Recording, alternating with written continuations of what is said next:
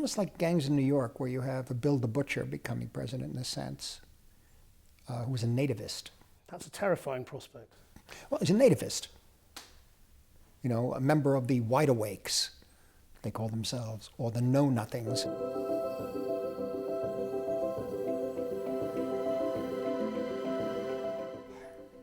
Mr. Scorsese, we're here in Rome.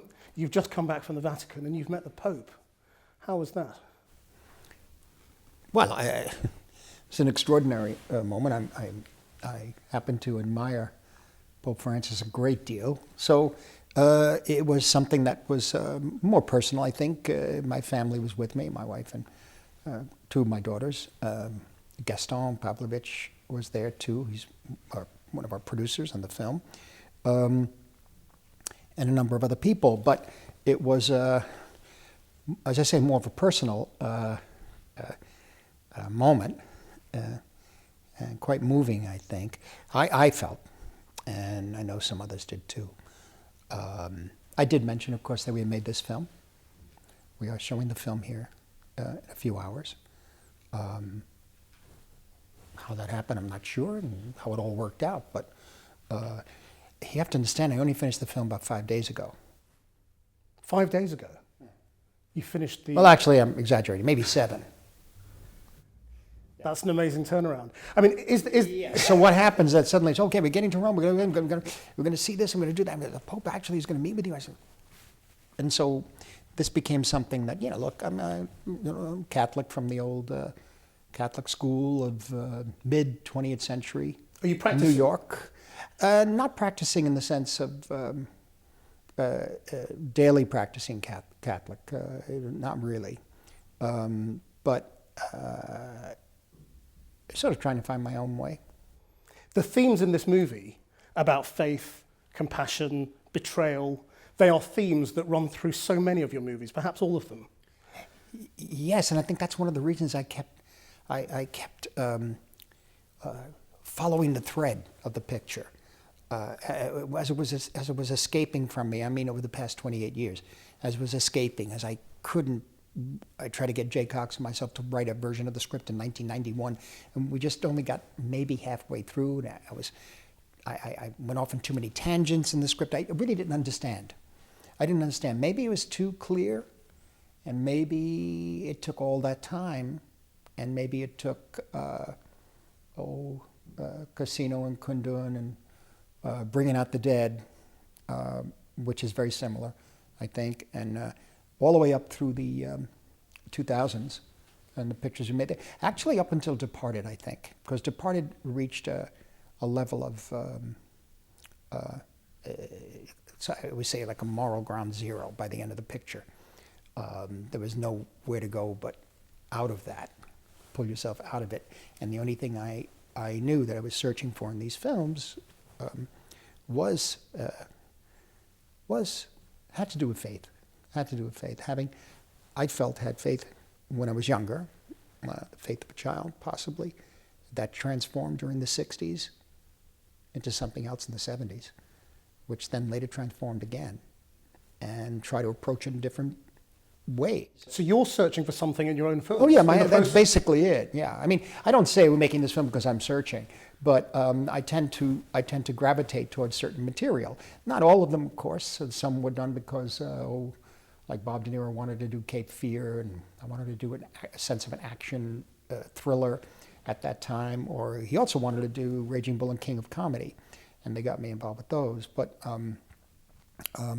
some I think worked out better than others. But I think that also, by the way, is a way of working out in the gym in a way. You're just working out, you're making a picture, you're telling stories with pictures.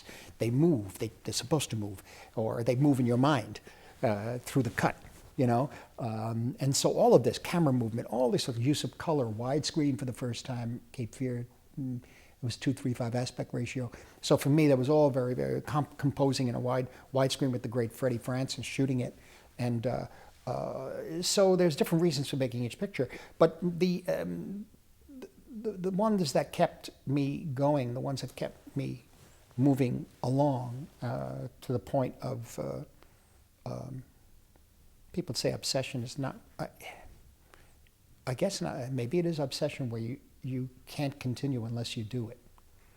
And this one has taken quite a long time because I really didn't know how to do it. Quite a long time's an understatement. Yeah. I mean, have you found what it was that you've been searching for through all these movies with this? I mean, is this the culmination of all of that? It may be. It may very well be. I think. You're also talking to a man who's 74 years old too. So, and who is having my life is quite different now. Family situation, and people are older. Children are getting older. Grandchildren. So it's whether I said this is the culmination of everything. I didn't say that in making the film, but as I was making the film, and as the film, even while making it, was delayed through illnesses and things, all sorts of issues, frustratingly delayed.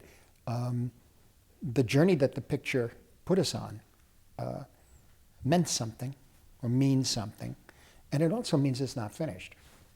It just isn't finished. It means that you don't find it. It means that you keep looking.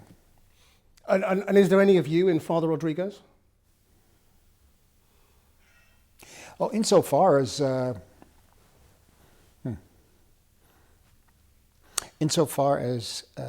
when I was young, I wanted to be a priest, and I always wondered when I couldn't make it in the seminary. I was cast out. Why? I failed the courses. I didn't pay. I was turned from 14 to 15. I was far too young, and I was in there for the wrong reasons.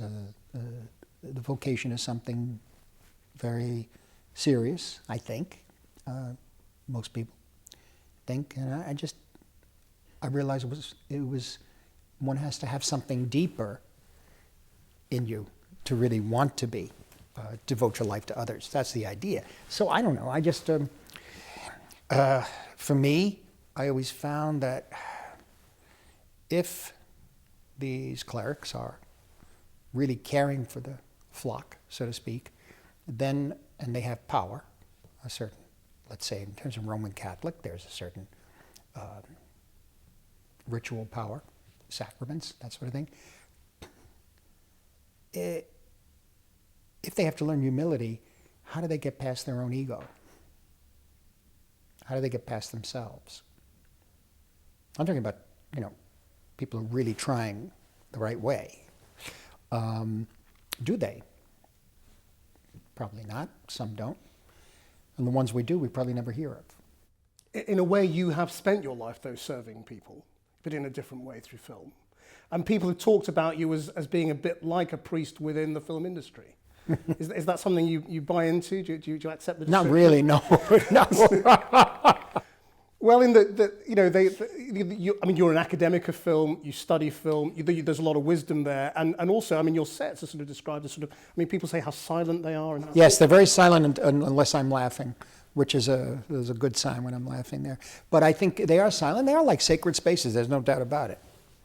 They really are. No matter what's going on in them, they are. It really is. And a lot of that is due to making sure I get the atmosphere right for the actors. And simply, even these noises we're hearing now distract me, or at least hurt my ears. So I become like Roderick Usher in The Fall of the House of Usher, where the cat made too much noise as the cat crossed the room. The pause. That sounds a bit fearsome. Well, there are moments of I just leave the set. It's just, you can't, sometimes it's brutal. There's just too many people doing a lot of hard work, and they have to do the work. They're not doing anything wrong. They have to do the work, And there's big machinery, and I'm told you get off the set now, man, because this is going to take 20 minutes and it's going to be noisy, and And there are times where it just becomes noisy. I just leave, within reason. Also because it hurts. It just hurts my ears. The talent you work with. They told me over the years, you listen to too much loud music. Is that true? No, not really. Well, years ago, the whole idea was to get a stereo system, going back to my old 78s that I had when I was a kid. My father had swing music and jazz and that sort of thing, and then developed into rock and roll and others in classical music. But to hear classical music and rock and roll and everything on the biggest speakers you can get, that was fantastic. Now people listen to it on a little tiny, like a phone, right? Like an iPhone. So they're not enveloped by the music, no matter what it is, whether it's Mozart or Telemann or the Rolling Stones. They just aren't enveloped. So you don't do that? No, I hate that. Yeah. So when I do listen to music, I want to hear it. The talent you work with is very particular, and obviously you've got people you've worked with many times. On this movie, you're working with, Andrew Garfield. Andrew Garfield and, Liam I worked with before. Adam Driver I haven't worked with before. And Karen Hines I really like. I hadn't worked with him before. And of course the Japanese actors, Shinya Tsukamoto and Issei Ogata and a number of Tadanobu Asano, to say, they were quite amazing. So what is it that makes the actors that you go back to special, whether it's Leonardo DiCaprio or Robert De Niro or Harvey Keitel? Do you have some sort of special relationship with them? Well, you mentioned De Niro and Keitel. We're all the same age, and we were there before we were there. So we know each other. And we seem to have grown over the years, although I haven't worked with De Niro in a long time, but we seem to have grown together in similar ways. We always seem to be interested in the same material. Take chances. Not afraid of taking chances. I hope to make one more picture with Bob De Niro after this.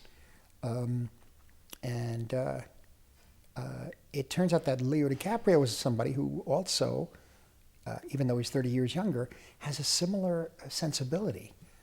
Maybe because his father's my age, and his father had given him all this music and these books, and he would come to me as if he's just discovered something new, and I already had gone through it 40 years ago.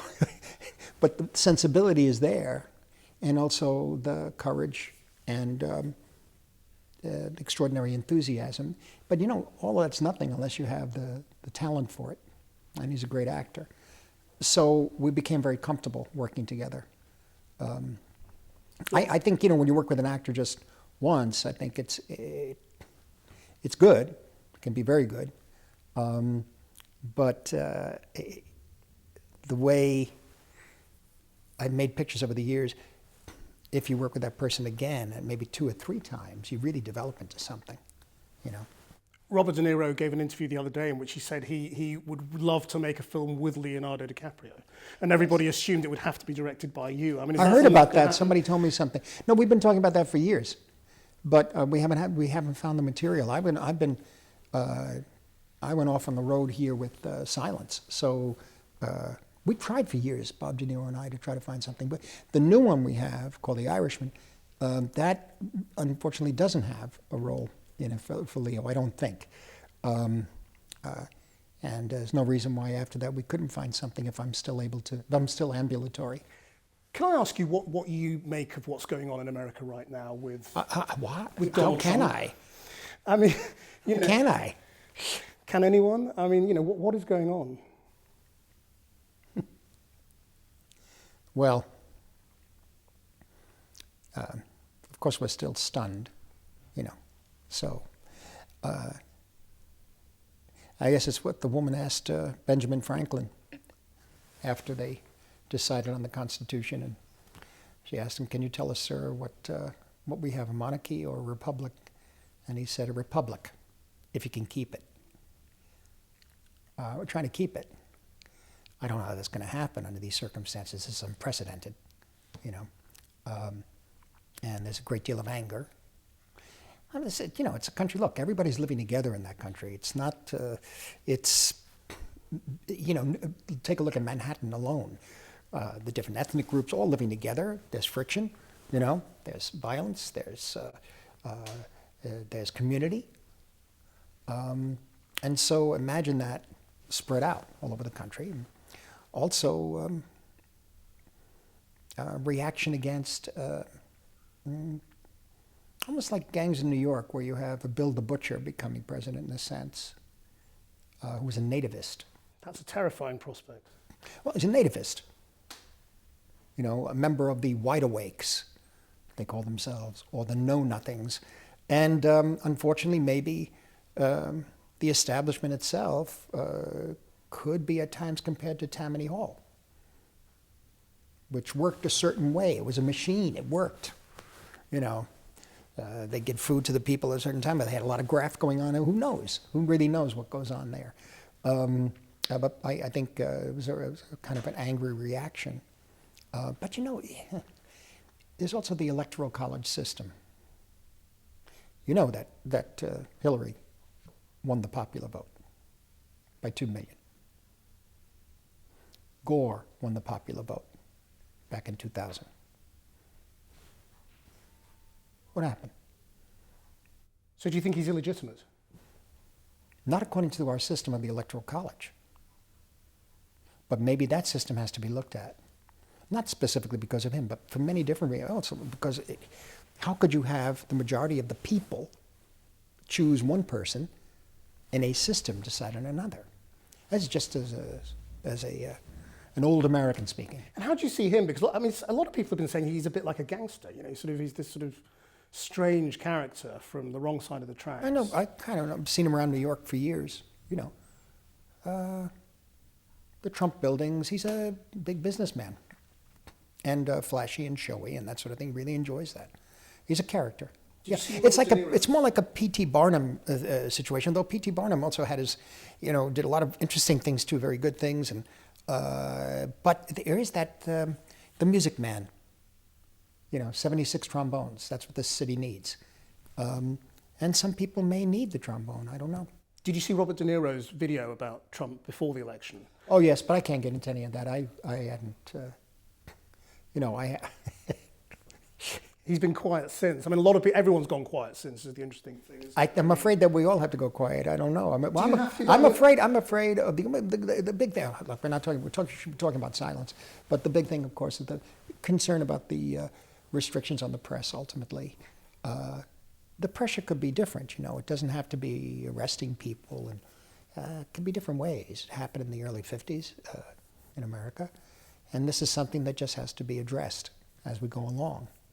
You know, I don't know what kind of government is going to be formed. And the fact that it's all Republicans in both houses. I'm a Democrat. I vote Democrat. Sorry. I mean, within silence, you know, if we're talking about religious persecution, the thing that struck me watching it was how contemporary a lot of the ideas within it felt, because there is so much religious persecution today. It reminded me of people I'd met in northern Iraq, Christians driven from most... Yes, exactly.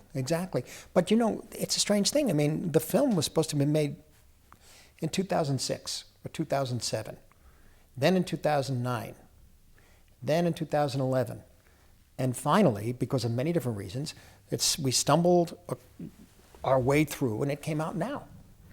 It wasn't meant to be at this time. It just happens to be that the themes and the situations resonate now more than ever.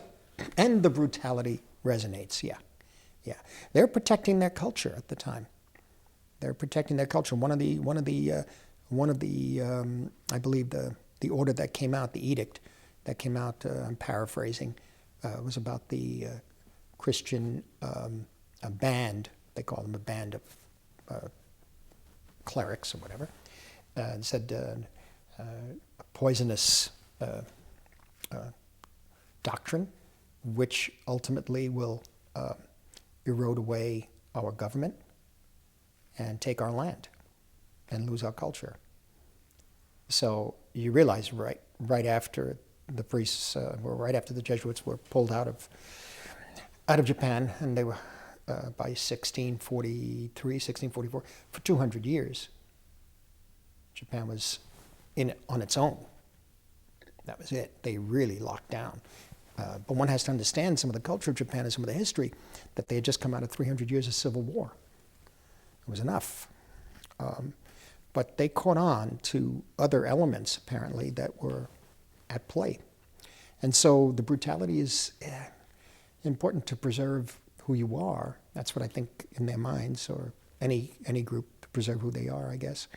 And to make an example thereof. And do you think the world should react any differently to religious persecution today to how it did then?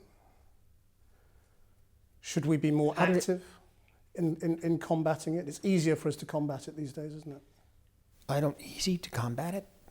Easy to go into a city in the desert? House by house, window by window? Yeah, you can't. There are more things we could do. Yeah, maybe.